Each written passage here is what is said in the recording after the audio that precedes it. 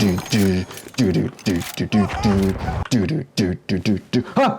Oh, hey, hi, hey everyone.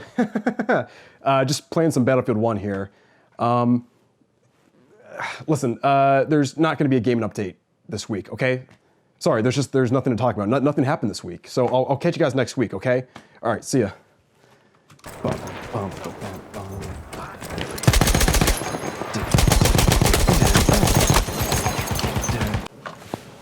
What, guys? Nothing happened this week, okay? There's nothing to talk about. Besides, I'm in the middle of something pretty important here.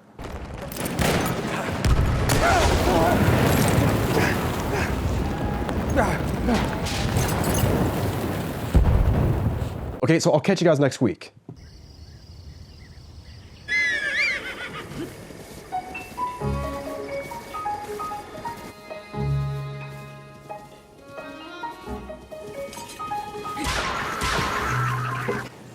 What the shit is that shit?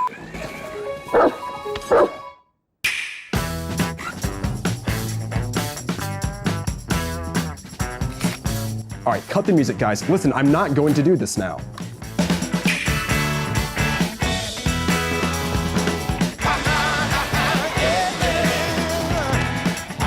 Oh Christ, is that racially ambiguous woman playing a Mario game? I know what this means. Nintendo has announced a new console. The long-rumored Nintendo NX was revealed this week as the Nintendo Switch. The reveal trailer showcases a mobile Nintendo system with detachable side controllers, split-screen support, and a dock and gamepad for use in the living room. So it's like a console system you can take on the go? Or is it a mobile system that you can plug into your TV? I mean, it seems like the Switch is just like a PlayStation Vita if the Vita came with an HDMI docking station instead of a letter of apology from Sony. Well, one thing is for certain, for a mobile system, this thing seems unrealistically capable. In the trailer, the Nintendo Switch can be seen running the upcoming Zelda title, a number of Wii U titles, NBA 2K something, and Skyrim? What the hell is Skyrim doing on a Nintendo system? Are they trying to make money? After the release of the trailer, Nintendo published a list of third-party developer support for the Switch. The list is expansive and includes such developers as Bethesda, Activision, Square Enix, and even From Software. Konami is on the list as well, which was confusing to me because I thought they pivoted away from video game development and now just manufacture wholesale disappointment. Although the specs haven't officially been announced, Nvidia did confirm that the Switch would be running a custom Tegra processor, but didn't provide any specifics. There are reports that the Switch's development kits are running a modified Tegra X1, which is the same chip running Nvidia's set-top box, the Shield. There still just isn't enough reliable information out there to accurately gauge just how powerful the Switch is going to be. But it's unlikely that it's going to be really in the same ballpark of even the current generation PlayStation 4 and Xbox One. So for those of you hoping for a Nintendo system that would compete with the latest generation hardware, you should probably stifle your expectations, because it looks like this is going to be another generation of Nintendo choosing to sidestep the competition rather than beat it by its own game. The trailer seems to leave people with more questions than answers, and I'll leave the video in the description if you want to go check it out. The runtime is about 3.5 minutes, which is fitting because that's the estimated battery life of the console. Coming up next, we've got the top 5 anticipated horror games of next year, so stay tuned. We'll count those down after we get back from a word from our sponsors.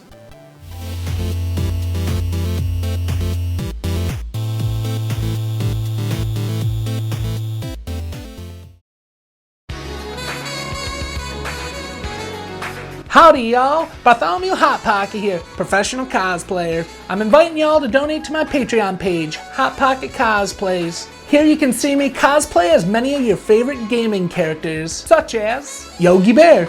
Y'all gonna eat them picnic baskets? Generic skeleton bad guy. Y'all gonna eat them picnic baskets? Rocky Balboa. Yelly Jin.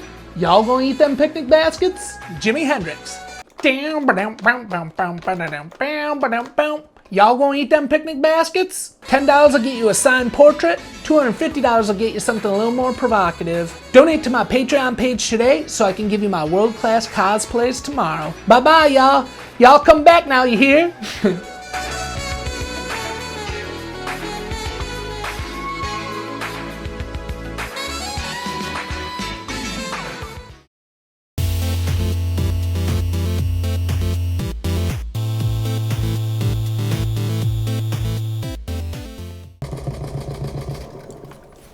Oh, hey, with Halloween just around the corner, I thought it would be appropriate to take some time to check out some of the upcoming horror games that we can look forward to frightening, spooking, and all around terrorizing us in the upcoming months in a new segment called Top 5 Anticipated Horror Games of 2017 and late 2016. Really? That's the best we could do? Top 5 anticipated horror games of 2017 and late 2016.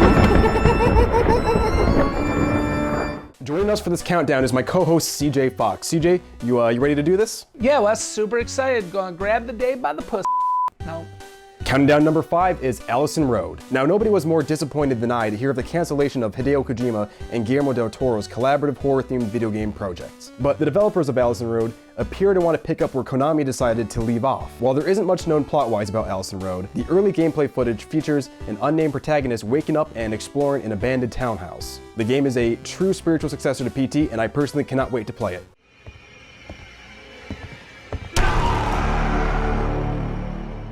CJ, what do you think? Scared to be locked in an apartment with a woman? It's called marriage, West. So what's this game about? Is it like a wife simulator? Number 4 is Friday the 13th, the game. In Friday the 13th, the game, you'll play as either one of the 7 of Camp Crystal Lake's counselors navigating the campsite and avoiding Jason, or as Jason Voorhees himself as you direct his merciless killing rampage.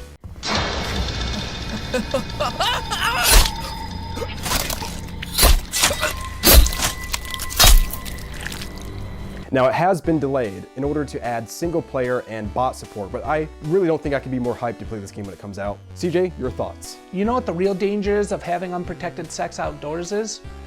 The clap. A 6-foot-tall machete-wielding killer is the least of your worries when you're pissing fire out your old droopy dog. Oh boy. Number 3 is Outlast 2. Now, admittedly, I haven't finished the first Outlast game, but everything I've seen so far of it, I've really enjoyed. Outlast 2 seems to be continuing the thrill perfectly. The player controls freelance journalist Blake Langerman, who investigates a dilapidated rural area in Supai, near the Sonoran Desert.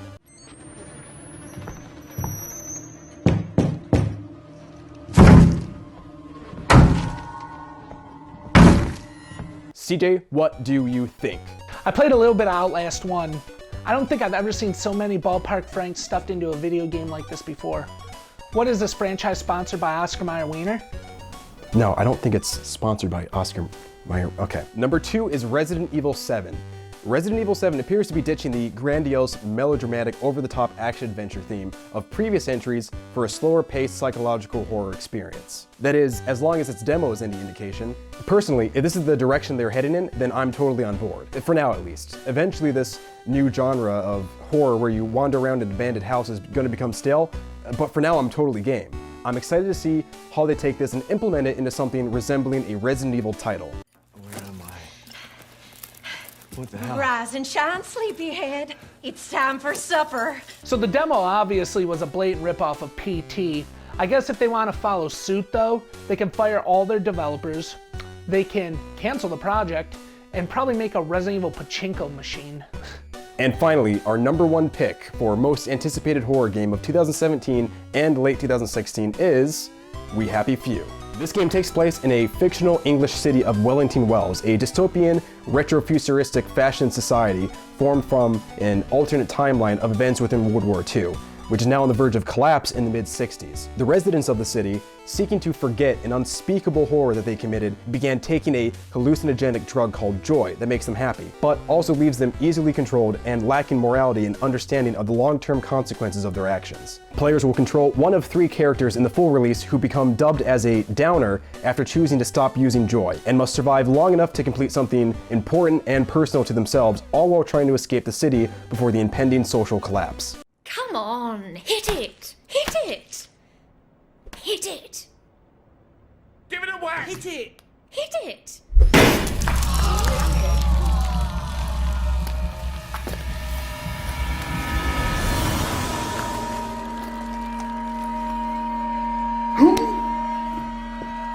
CJ, what do you got?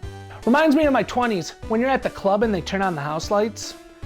Trust me, I discovered a few dead rats those nights. All right, I don't even care anymore. I get paid enough for this bullshit. dicks out for Harambe West. There you go. You have plenty of them. Thank you all so much for watching. Let us know in the comment section what your most anticipated horror game is for next year, and I'll see you guys in the next episode of Game and Update. For Harambe!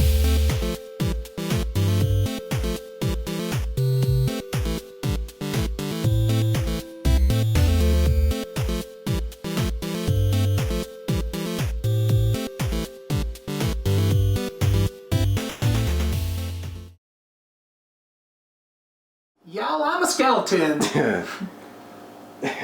Yeah, everything should have y'all on it. Y'all, y'all, give me your treasure. Y'all looking for treasure.